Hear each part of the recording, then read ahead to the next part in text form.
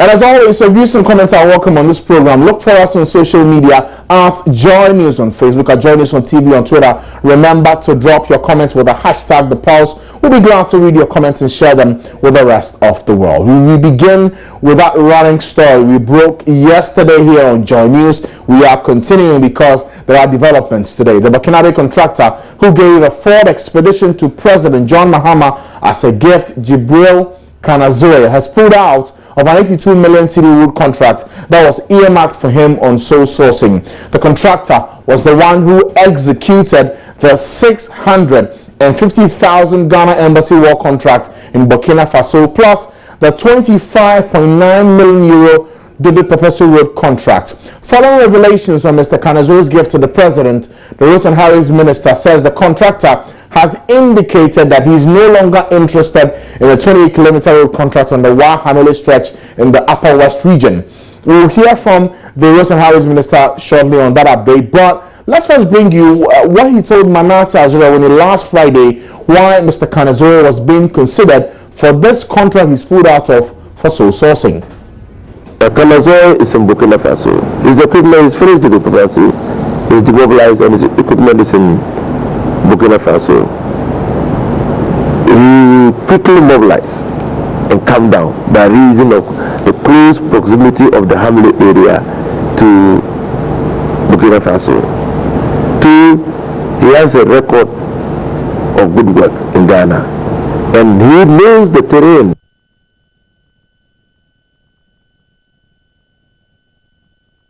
But today on the Super Morning Show, Alhaji Yunusa Fuseni announced that the contractor will no longer execute the contract.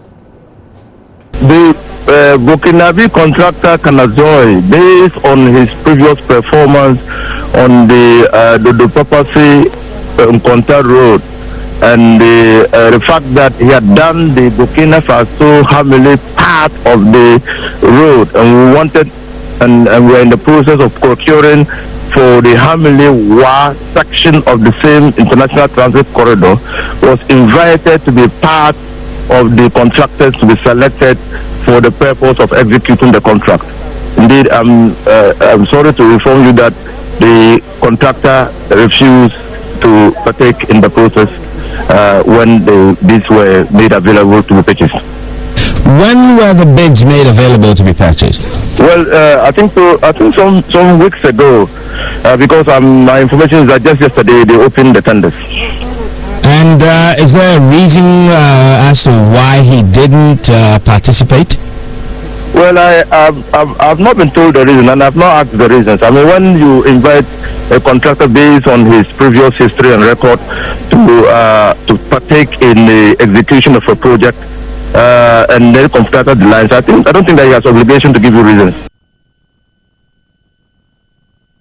Right, so that's Alhaji Yunusa Fuseni speaking to Insha Ado today on the Super Morning Show on Joy 99.7 FM. So this story is beginning to gain its own momentum. Now we're learning that Jibril Kanazoe has pulled out of that 82 million cedi contract, which was meant for the Hamele stretch of road in the Upper West region. Let's see how things unfold, because we've also been monitoring, trying to get an understanding of what would happen. Yesterday, you recall that for the lawyer who joined us on the show, he indicated that with the evidence before us and how things are looking, impeachment could be an option that can be considered. And in fact, some members of parliament indicated that it is an option that they will consider as they look at the works and investigations that have been done by Manasseh Azura, when we will see what happens in the coming days. Also for Sraj, you already know that they are the ones who would receive a petition, investigate, and if they are able to establish that indeed there is a classic case of conflict of interest against the President of the Republic, John Mahama, then they can activate and make a recommendation to Parliament that the President be impeached. Well, we are not there yet. Saga has not begun any investigations on this. In fact, we are learning from our sources that indeed they would want to receive a petition on the matter before they can go ahead to investigate this issue. So we are closely monitoring these circles to see how it goes. In fact, a lot of conversations have gone on and comments in relation to this issue. We can hear from the chairman of the Government Assurances Committee in Parliament, Emmanuel Bejra, speaking earlier on the AM show, indicating that even though he defends the president's decision in taking the gift, if he is found to have been in the realms of conflict of interest, he will be the first to push for his impeachment. It came out that the president has taken a gift, not a bribe. I had a couple of people distinguishing between a gift and a bribe, and I kept telling people that there's a thin line between a gift and a bribe. Now that thin line was clarified by our constitution as well as our code of conduct. Now, how do we clarify what is a gift and what is a conduct? I always look at gift from our historical antecedent. The history of Africa tells us that when you're going to we're talking about traditions. Not tradition. The way we behave. Our customs. But that's not governance, is it? Before you even cite that. Let me do it before. Let me cite it still. I'm citing it. You go to any person, a chief or anybody, you give the person a gift, a snap, or whatever it is, before you even say something or greet the chief or the big man that you've gone to. It is part of our tradition. We've grown with it. That is why the code of conduct as well as the constitution say that whatever thing that you've taken, either gift or a present given to you, should not, if you are a public office holder, you should distinguish between it for the personal use and that of the state. So here lies a gift coming to the president, and he's not the first person who has received a gift. Many people have received a gift, but the question is that was it used for his personal, or was it registered in his name, or is given to the state? Well, the critics say it doesn't matter whether it was in a pool or not, or it is in a pool or not. Then we should refer to the constitution. We should refer to the code of conduct. When you go to America, for instance, any gift that is given to the president must register in the National Museum or must be registered. If it's beyond certain limit, it must be given to other charity or given to the federal state. Now, coming back to Ghana, if it is for me and I use it for my personal use, then it becomes a gift which can be used to influence me. But the gift that was given to him, was he used to influence him? I'll be one of the people who champion the cause of either his impeachment or anything. But if it is to the contrary, then all of us must come to a point, stakeholders, all of our parliamentarians, civil society, we must come to a point where we say that the president should not take anything from anybody. I don't see that. But we have regulations that state that you shouldn't take certain things beyond certain amount. For your personal use. Why are we separating? It doesn't state in the regulation that. So it's a grey area, and I'm saying that yes, he has received it as a gift, and then he's given it to the state. So you're taking advantage of the grey area to argue this way. No, that is the law. If it is for him, if it's registered in his name as his personal thing, then we know that it's a bribe, that the person, his friend, has given a bribe. But in this case, he has accepted it as a gift and he gave it to the state. Now we have notable members of parliament, Honorable Bajwa, who indeed want to take this seriously as far as they can and even lead to some impeachment or start some impeachment proceedings. That is where we are getting to. We are waiting. I am waiting for it. They should show me evidence to the contrary that this, what I'm saying, that is a gift, they are seen as a bribe. Then all of us will vote for it. If you were the president, you were given $100,000 gift, would you have taken it? I'll take it and give it to the state, and that is what he did. How come President Bush, when he came to Ghana and President Kufuor gave a gift, he gave it to the state? What gift did President Kufuor give his country? When Bush came to Ghana, he was given a gift. He gave it to the state. He gave it to the federal state.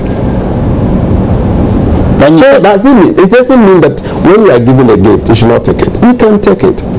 But the point is, are you using for a personal use? The public office holder, I'm surprised that you are justifying this. That's why. Because I'm hard on you because you're a member of parliament. Yes, Roland, the issue, what we are discussing here has to do with law. Yes. It has to do with law. Precisely. The law says that if you are taking it for your personal use. So he didn't take it for his personal use? It's for the state. Okay. So that's Emmanuel Bajwa, the chairman of Parliament's Government Assurances Committee, speaking earlier this morning on the AM show, explaining that he will be the first to push for President Mahama's impeachment if it's established clearly that he is in breach and has fallen foul of the conflict of interest provision as spelled out in the 1992 Constitution. Well, the political parties have had cause to have their say on this matter. Let's first speak to the CPP's flag bearer, Ivor Komna Greenstreet. He's joining us now on the line. Good afternoon to you, Mr. Greenstreet. Good afternoon. It's a very poor line. Yes, thanks for joining us here on the program. Also on the line with us is Mr. Kofi Adams, the national organizer of the NDC. Mr. Adams, good afternoon to you. Mr. Adams, do I have you on the line? Good afternoon. Good afternoon. Great. And I'll come to you shortly. But Mr. Greenstreet, you've listened to this conversation. It started off yesterday when the story broke. For you as the flag bearer of the party and also a member of the CPP, what do you make of this revelation? Well, I'm wondering how, now that my good brother, the president, has unfortunately lost a mother, how I'm going to go about making my donation to him as a brother and a female. And how, if I were a contractor and felt like giving my brother, the president, 1,000 Ghana cedis or 20,000 Ghana cedis or 500 cedis or 20 cedis because of the death of his mother, how I would go about doing it. Why, sir? Why do you say so? Well, you know, I'm the presidential candidate of the party. We all know the state of funding of political parties in Ghana. As of now, I'm a presidential candidate in need of vehicles. I'm a presidential candidate in need of fundraising. I'm a presidential candidate in need of logistics. And the party is desirous of raising these monies to prosecute a campaign. So I think the issues that have cropped up raise a whole series of things that we need to consider as a nation as to how political parties are able to raise money to prosecute campaigns and to do so many things. Now, in this particular instance, I think government have made it clear the processes they have surrounding how gifts are to be given and to be received. And I think they've explained themselves in this instance how this gift was manifested. Okay, now one interesting thing is that you wear two caps here as leader of the CPP and also as a lawyer yourself. For you, are there any legal issues that jump at you listening to this investigative piece done by journalist Manasseh Zorawene? Well, certainly I don't, see why there's claims for basis of impeachment and all those ridiculous arguments and statements that have been made thus far. But it's an area that has unfortunately a lot of gray areas to it. However, in this instance, it appears as though this is not a secret gift or an unknown gift that was delivered in the night, but appears to have been properly documented and proper procedure followed in terms of how the vehicle became aware as a gift to the state. So in your view, legally, there's nothing to raise issues with? Well, I mean, unless there are some other facts which are yet to come out, which I'm not in possession of, but in terms of what I have been in possession of thus far, which have been gleaned from the internet and from conversations that I've heard from others, as it stands at this point in time, I'm not I don't have a feeling that there's been such a breach of protocol or such a creation of conflict of interest to warrant the kind of measures that have been made thus far. Okay, Mr. Greenstreet, I will come back to you shortly, but let me speak to Mr. Kofi Adams now on the line, the national organizer of the NDC. Mr. Adams, once again, welcome to the program. I'm sure you've heard the story. For you, as the national organizer of the NDC, what do you make of the story we put out and also the response from the communications ministry?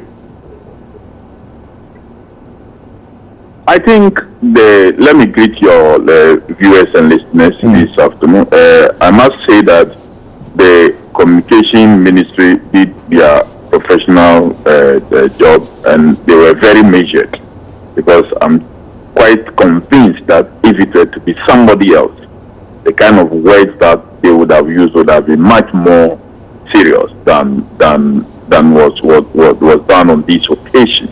Because it is and was very clear that this was a very well-known, well-documented gift item, like my senior brother Ivor Greenstreet have just said, that he really does not see the basis of the noise. And seriously, if you ask me, I would question why would a media platform where he sought would play this story the way they did. Seriously, if you ask me, unless for some other sense to generate the kind of things that they have generated now, for us to be chasing after something that do not exist. But again, Mr. Adams, I need to ask you this point then. You're saying that there is nothing wrong with a contractor who's won bids from government for road construction to give $100,000 car to the president. Yes, I can hear you, sir.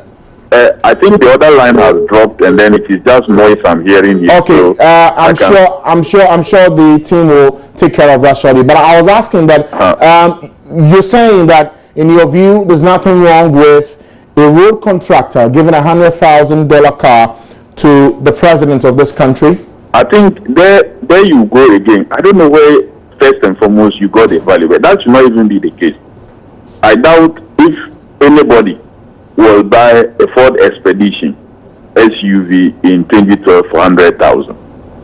Not even today. I don't think that is how much they sell that car. It's not going for that much. But that should not even be the issue. Two, the contract that was awarded, did it go through a bidding process?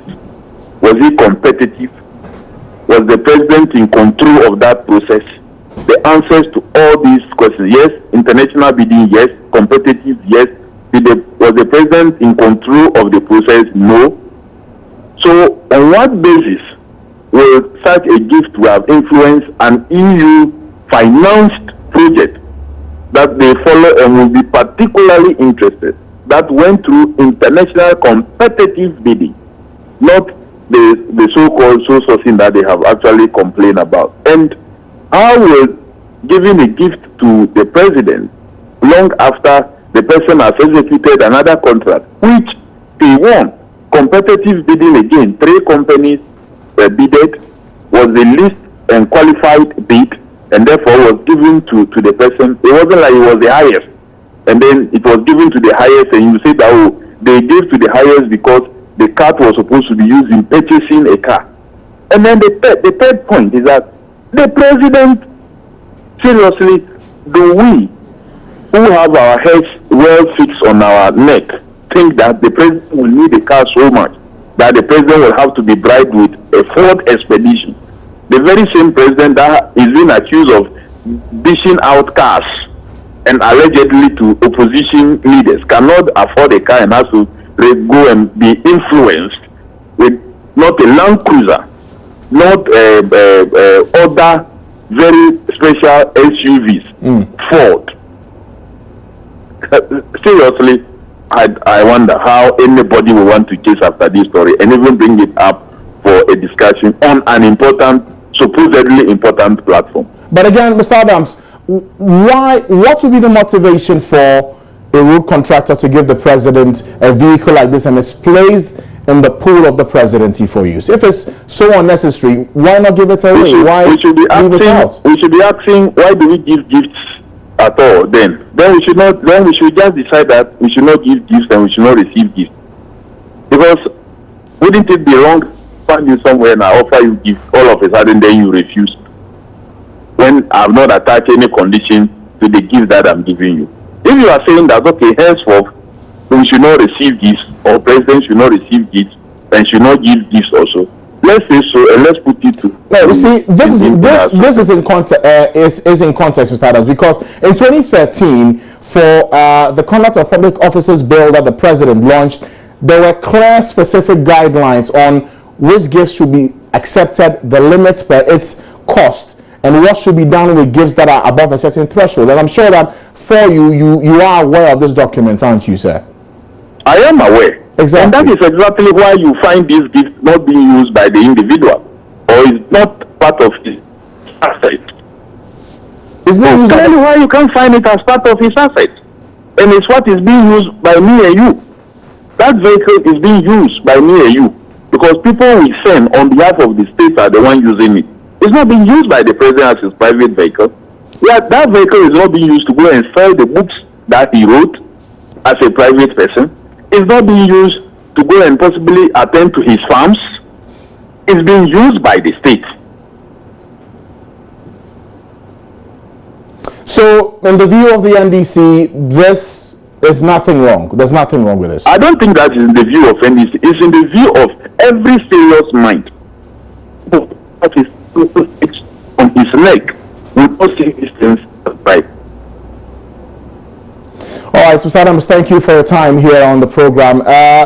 Let me give the final word to Mr. Ivor Komna Greenstreet on this. So, you say that for this issue, the talk of impeachment is unnecessary. We should stop talking about it, needless. But there are some legal minds who say, look, the code of conduct that the president launched himself in 2013 was specific in which gifts should be accepted by public officers, the threshold involved, and which ones should be rejected. Does this not also strike you as something that has been done wrong?